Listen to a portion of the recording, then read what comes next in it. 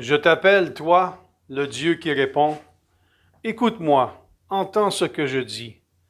Garde-moi comme la prunelle de l'œil, à l'ombre de tes ailes, cache-moi.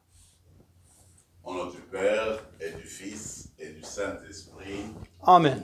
la grâce de Jésus-Christ notre Seigneur, l'amour de Dieu le Père et la communion de l'Esprit Saint soient toujours avec vous. Et avec votre esprit. C'est la troisième semaine de Carême que nous avons commencé depuis dimanche. Et la liturgie de la parole est toujours à notre service pour nous permettre de continuer notre montée vers Pâques. Nous avons besoin de nous mettre à l'écoute du Seigneur, à accueillir sa parole au tréfonds de nous-mêmes, dans nos cœurs, pour qu'elle habite en nous et elle nous donne l'élan de vivre la vie intérieure, la vie même de Dieu. Au début de cette rencontre, parce que le thème principal de la lecture, surtout évangélique, se portera sur le pardon, nous allons d'abord reconnaître nos manquements devant le Seigneur et goûter à sa miséricorde, à son pardon. Sa miséricorde nous relève toujours. Tournons-nous vers lui avec confiance.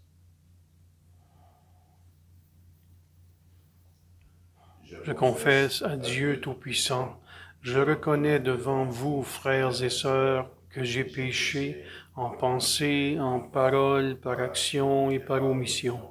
Oui, j'ai vraiment péché. C'est pourquoi je supplie la bienheureuse Vierge Marie, les anges et tous les saints, et vous aussi, frères et sœurs, de prier pour moi le Seigneur notre Dieu. Que Dieu Tout-Puissant nous fasse miséricorde, qu'il nous pardonne nos péchés et nous conduise à la vie éternelle. Amen. Seigneur, prends pitié. Seigneur, prends pitié. Ô Christ, prends pitié. Ô Christ, prends pitié. Seigneur, prends pitié. Seigneur, prends pitié. Prions le Seigneur.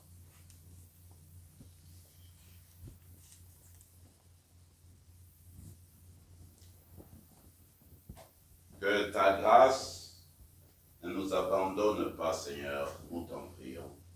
Qu'elle nous consacre à ton service et nous obtienne toujours ton aide. Par Jésus-Christ, ton Fils, notre Seigneur, qui vit et règne avec toi dans l'unité du Saint-Esprit, Dieu, pour les siècles des siècles. Amen.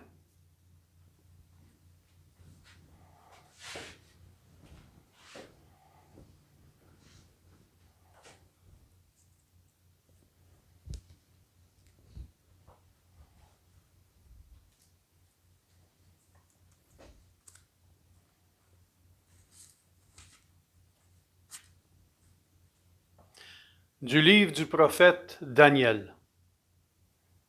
En ces jours-là, Azarias, debout, priait ainsi.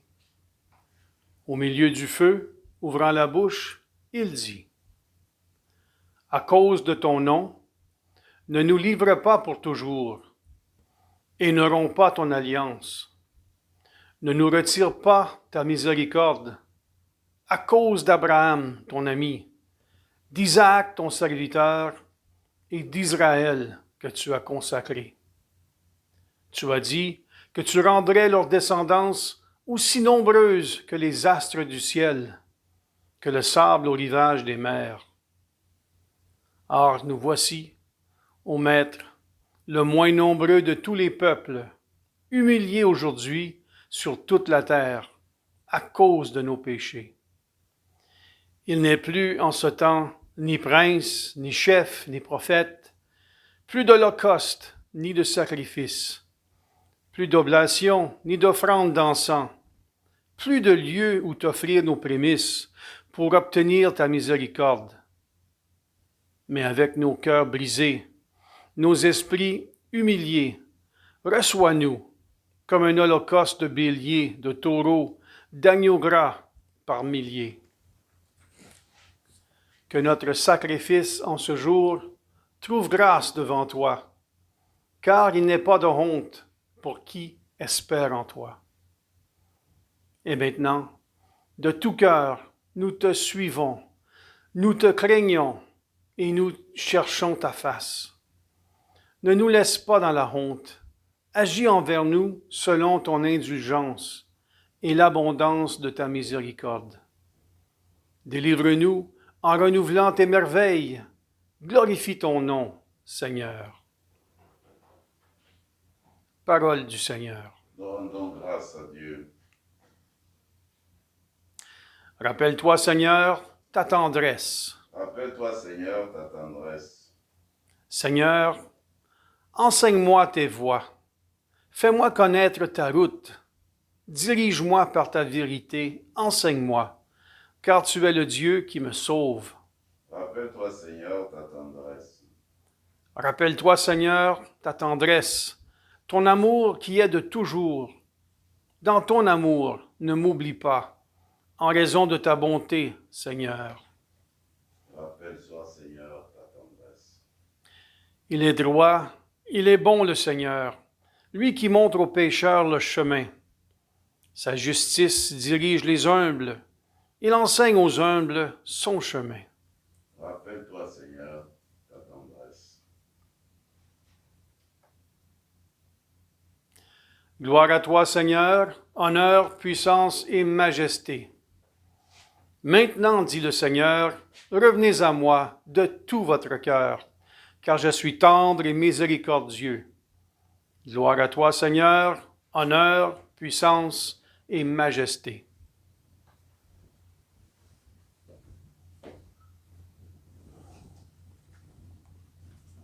Le Seigneur soit avec vous. Et avec votre esprit. Évangile de Jésus-Christ selon saint Matthieu. Gloire à toi, Seigneur.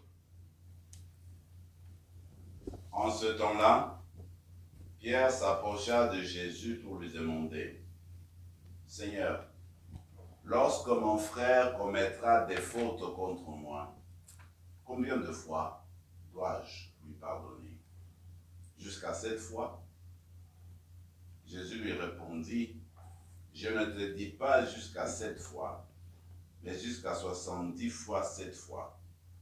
Ainsi, le royaume des cieux est comparable à un roi qui voulut régler ses comptes avec ses serviteurs.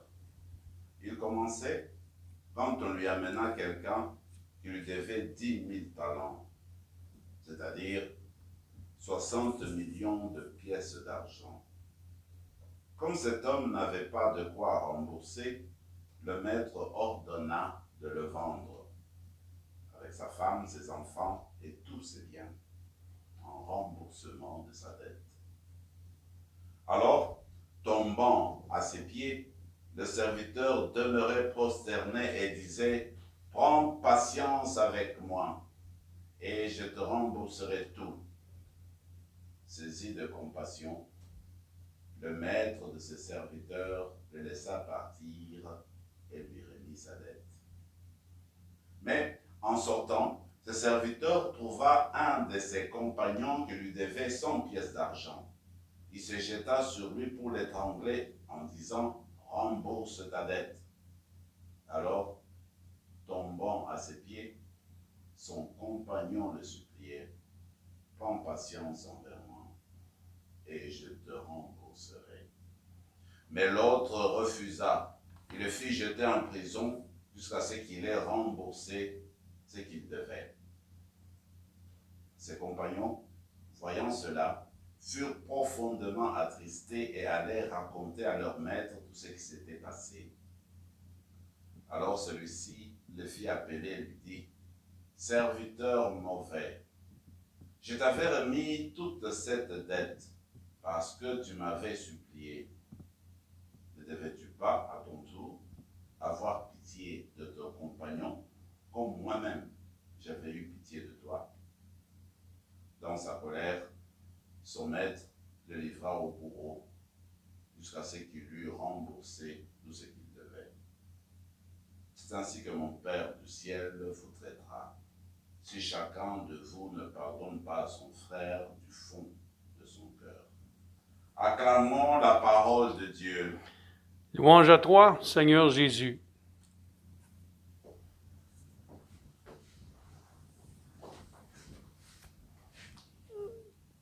Dans la première lecture, on nous présente une belle prière, c'est d'Azarias. Regardez leur situation, ils sont dans une grande fournaise. Ils sont en train de brûler dans une flamme puissante. Alors, ils sont dans l'impuissance. Que faire? Comment s'en sortir dans telle situation? C'est ainsi que Azarias va prier. Ils vont se tourner vers Dieu pour demander son secours, pour demander son intervention, pour que le Seigneur vienne à leur secours. Alors, dans la détresse, dans l'impuissance totale, ils se tournent encore vers Dieu, le Dieu des impossibles. Mes amis, cette image-là est forte. Nous avons, entre guillemets, nos fournaises à nous.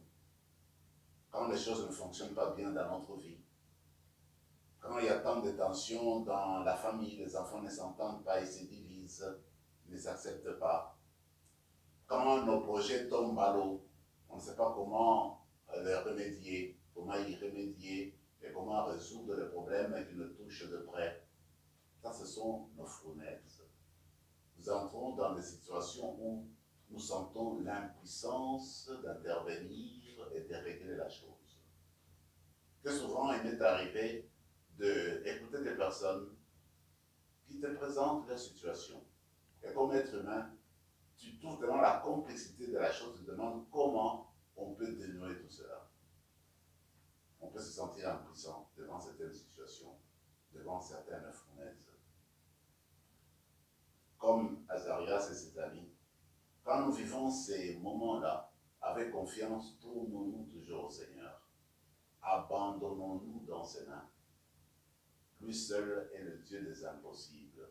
Comme l'ange Gabriel dira, n'est-ce pas, hein, rien n'est impossible à Dieu, il le dira à la Vierge Marie au moment de l'Annonciation. Ainsi donc, avec foi, malgré tout, même si tout reste parfois mystérieux, on ne peut pas dire que nous servons tout de Dieu, mais nous savons une chose, qui a sa bienveillance, qui est toujours là. Alors vous et moi, durant ce temps de carême, nous sommes invités à travailler davantage notre relation avec Dieu, de travailler davantage l'élan de notre confiance envers Dieu, pour que malgré tout ce qu'on vit, même quand on se trouve dans l'impuissance la plus totale, qu'on s'abandonne toujours avec confiance à lui, qu'on s'abandonne dans ses mains. L'évangile d'aujourd'hui parle du pardon. J'aime beaucoup la question de Pierre à Jésus. Quand mon frère aura péché, aujourd'hui on dirait même quand mon frère ou ma soeur aura péché, combien de fois devrais-je pardonner? 7 fois, jusqu'à 7 fois. 7 fois pour lui c'était énorme. Mais en fait, il me semble que cette question de Pierre révèle la question que nous posons aussi, vous et moi, au fond de notre cœur, dans le quotidien, dans la vie sociale, dans la vie familiale. Cette personne-là, souvent, me blesse.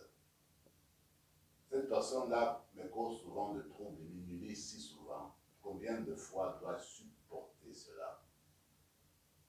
Ça fait déjà 3 fois qu'il le fait devant tout le monde. Est-ce qu'il doit laisser passer la chose? Jusqu'à combien de fois? Il me semble que cette question de Pierre est réaliste et puis elle vient nous chercher. Mais ce qui est beau, c'est de voir comment le Seigneur réplique, non pas 7 fois, mais 70 fois 7 fois. Comme pour dire, il faut pardonner comme Dieu. Il faut que votre pardon n'ait pas de limites. Il ne faut pas compter de bout du doigt combien de fois tu pardonnes à la personne. Alors il donne l'exemple de cette parabole qui est merveilleuse, que Dieu pardonne nos péchés, nos si grands péchés, et que quand il nous pardonne, nous aussi nous devons apprendre à pardonner les autres. D'abord, première étape, reconnaître sa dette. Reconnaître ses péchés devant Dieu. Comment nous avons blessé notre sœur. Comment nous n'avons pas été corrects envers notre frère. Combien nous avons blessé Dieu. Combien nous avons vécu dans l'hypocrisie. Combien de fois que nous sommes restés infidèles à la parole de Dieu. Combien de fois nous avons joué double jeu. Alors, être en mesure de reconnaître sa dette, savoir qu'il faut que je remette quelque chose à quelqu'un. Quand tu es endetté, il faut le savoir, nous avons des hypothèques, ben, il faut en être conscient que chaque mois, il faut que je débourse telle somme. En fait, pour reconnaître ses péchés, reconnaître faut s'approcher davantage de Dieu. Se tourner davantage vers lui, c'est ce que nous faisons durant ce temps de carême, nous approcher davantage de Dieu. C'est comme se rapprocher de la fournaise, si vous voulez, c'est comme se rapprocher de la flamme. Alors quand tu te rapproches de la flamme, tu sens sa vigueur, tu sens sa puissance. Alors quand tu te rapproches de Dieu, tu sens la puissance de Dieu, tu te reconnais pécheur. Parce que Dieu vient, n'est-ce pas, brûler le péché, on doit bien enlever le péché. Mes amis, c'est une grâce que celle d'entrer en profondeur de soi-même et reconnaître ses manquements, ses manques d'amour, ses péchés. Demandons cette grâce-là de reconnaître nos péchés. Alors quand tu as reconnu ton état de pécheur, à ce moment-là, tu te tournes vers le Dieu de miséricorde. Alors tu te mets à genoux comme le serviteur dans, n'est-ce pas, la parabole. Alors tu supplies le Seigneur, tu supplies qu'il te pardonne. Tu fais recours à sa miséricorde. Et quand, d'une manière sincère, on se tourne vers Dieu, on lui demande pardon, on tourne son cœur vers sa miséricorde, et qu'on est sincère, et qu'on veut changer, le Seigneur n'hésite jamais. Quelle que soit la dette, eh bien, c'est extraordinaire, vous avez entendu le nombre. Combien de millions de pièces d'argent? Comment est-ce qu'on peut remettre ça? Qui peut remettre, n'est-ce pas, nos péchés? Personne, tu ne peux pas te pardonner toi-même. Tu fais disparaître ton péché, tu fais brûler ton péché. Dieu seul fait disparaître le péché. Dieu seul purifie. Ainsi donc, quand on se tourne vers lui avec conscience, avec toute la contrition, alors Dieu nous pardonne notre dette, il nous pardonne le péché, il nous enlève le poids, il nous libère. Mais ça ne devait pas s'arrêter là. Alors, le péché qu'on vit avec, je veux dire, le pardon, l'expérience du pardon qu'on vit avec Dieu, cette expérience-là doit se prolonger dans notre relation avec le prochain, dans la vie, notre vie sociale. Donc, en fait, pardonner chrétiennement, c'est copier, en fait.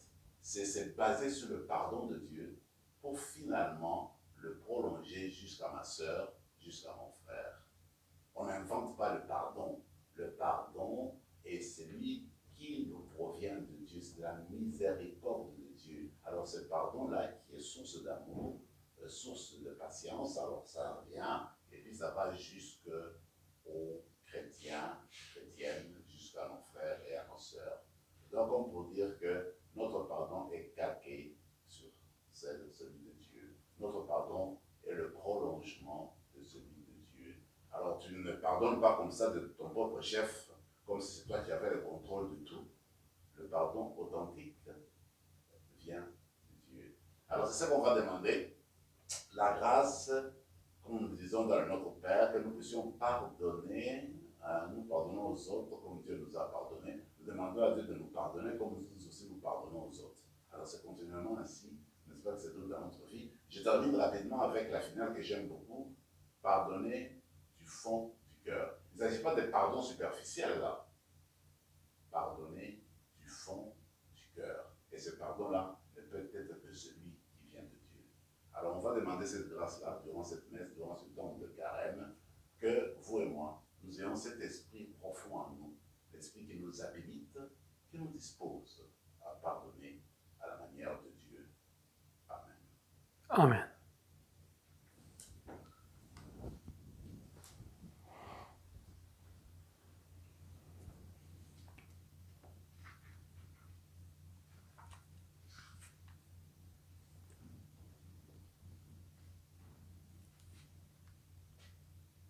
Tu es béni, Seigneur, Dieu de l'univers. Nous avons reçu de ta bonté le pain que nous te présentons, fruit de la terre et du travail des hommes et des femmes. Il deviendra pour nous le pain de la vie.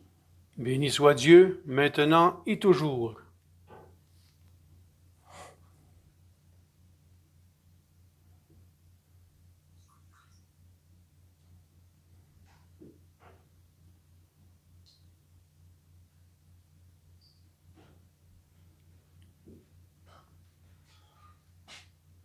Tu es béni, Seigneur, Dieu de l'univers. Nous avons reçu de ta bonté le vin que nous te présentons, fruit de la vigne et du travail des hommes et des femmes.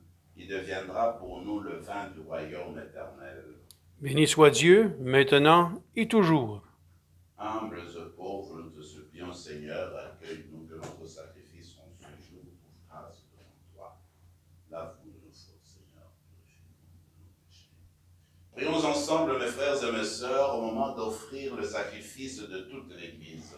Pour la gloire de Dieu et le salut du monde. Nous t'en prions, Seigneur, que ce sacrifice offert pour notre salut nous purifie de nos fautes et attire sur nous la puissance de ton pardon par Jésus le Christ notre Seigneur. Amen. Le Seigneur soit avec vous. Et avec votre esprit, Élevons notre cœur. nous le tournons vers le Seigneur. Rendons grâce au Seigneur notre Dieu. Cela est juste et bon. Vraiment, il est juste et bon, pour ta gloire et notre salut, de t'offrir notre action de grâce toujours et en tout lieu. Seigneur Père très saint, Dieu éternel et tout-puissant, tu as voulu que nous te rendions grâce par nos privations. Elle rabaisse notre orgueil de pécheur et nous invite à suivre l'exemple de ta bonté en nous faisant partager avec ceux et celles qui ont faim. C'est pourquoi, avec les anges innombrables, d'une seule voix, nous célébrons ta louange en proclamant: Saint, Saint, Saint, le Seigneur, Dieu de l'univers. Le ciel et la terre sont remplis de ta gloire. Hosanna au plus haut des cieux. Béni soit celui qui vient au nom du Seigneur. Hosanna au plus haut des cieux. Toi qui es vraiment saint, toi qui es la source de toute sainteté, Seigneur, nous te prions. Sanctifie ces offrandes en répandant sur elles ton esprit, qu'elles deviennent pour nous le corps et le sang de Jésus, le Christ, notre Seigneur. Au moment d'être livré et d'entrer librement dans sa passion, il prit le pain. Il rendit grâce, il le rompit, et le donna à ses disciples en disant: Prenez et mangez-en tous, ceci est mon corps livré pour vous.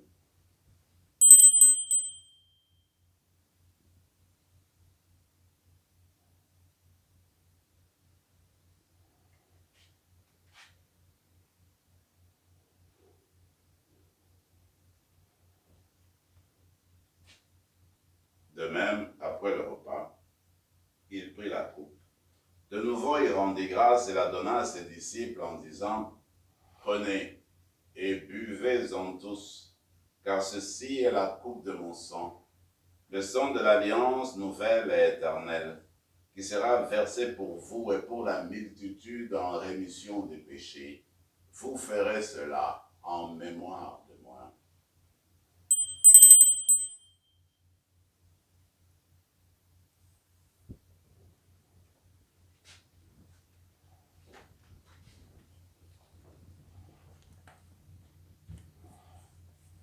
Proclamons le mystère de la foi.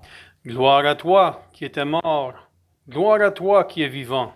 Notre Sauveur et notre Dieu, viens, Seigneur Jésus. En faisant mémoire de la mort et de la résurrection de ton Fils, nous t'offrons, Seigneur, le pain de la vie et la coupe du salut. Et nous te rendons grâce, car tu nous as estimés dignes de nous tenir devant toi pour te servir. Humblement, nous te demandons qu'en ayant part au corps et au sang du Christ, nous soyons rassemblés par l'Esprit Saint en un seul corps. Souviens-toi, Seigneur, de ton Église répandue à travers le monde. Fais-la grandir dans ta charité, en union avec notre pape François, notre évêque Marcel, et tous les évêques, les prêtres et les diacres. Souviens-toi aussi de nos frères et sœurs qui se sont endormis dans l'espérance de la résurrection. Et souviens-toi, dans ta miséricorde, de tous les défunts. Accueille-les dans la lumière de ton visage. Sur nous tous, enfin, nous implorons ta bonté. Permets qu'avec la Vierge Marie, la bienheureuse Mère de Dieu, avec Saint Joseph son époux, les apôtres, Saint Rémy, et tous les saints qui ont fait ta joie au long des âges, nous ayons part à la vie éternelle, et que nous chantions ta louange et ta gloire par ton Fils Jésus, le Christ.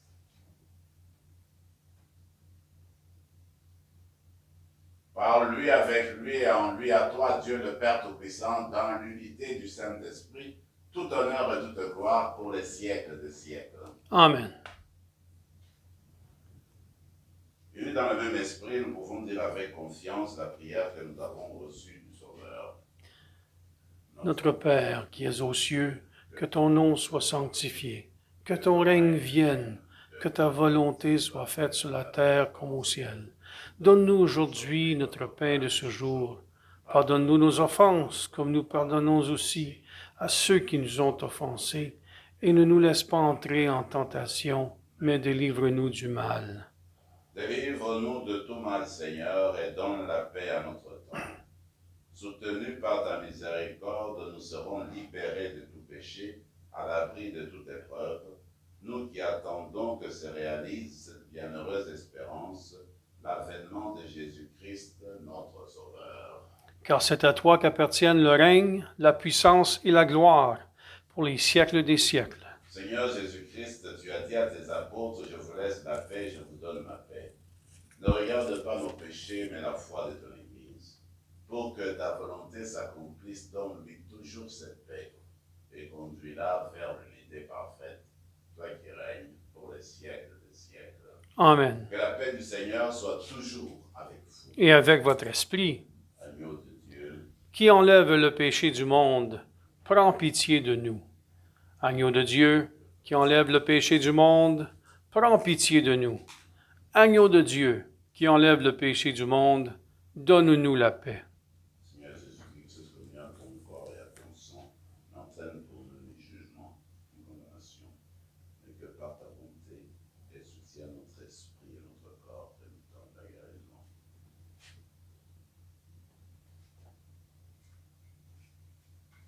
Voici l'agneau de Dieu, voici celui qui enlève les péchés du monde. Heureux les invités au repas des noces de l'agneau. Seigneur, je ne suis pas digne de te recevoir, mais dis seulement une parole, et je serai guéri. Que le corps et le sang du Christ nous gardent pour la vie éternelle. Amen.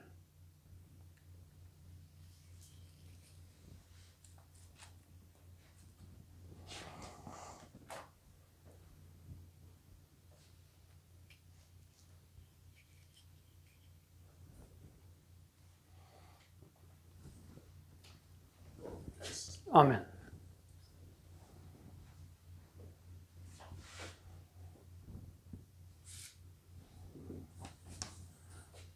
Prenons quelques instants de silence et de prière et demandons à l'Esprit du Seigneur de nous apprendre à pardonner comme Dieu le Père.